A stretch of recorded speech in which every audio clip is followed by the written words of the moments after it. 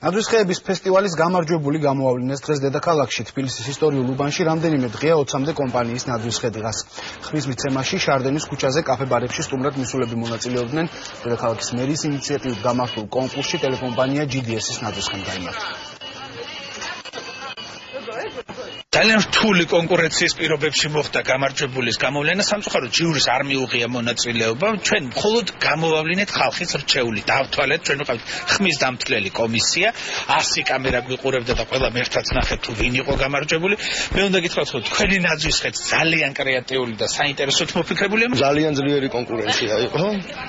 ხო, რაც შეეხება ნაძვისხეს, მოკლედ ჩვენი აწყობილია და მოველოდით გამარჯვებას.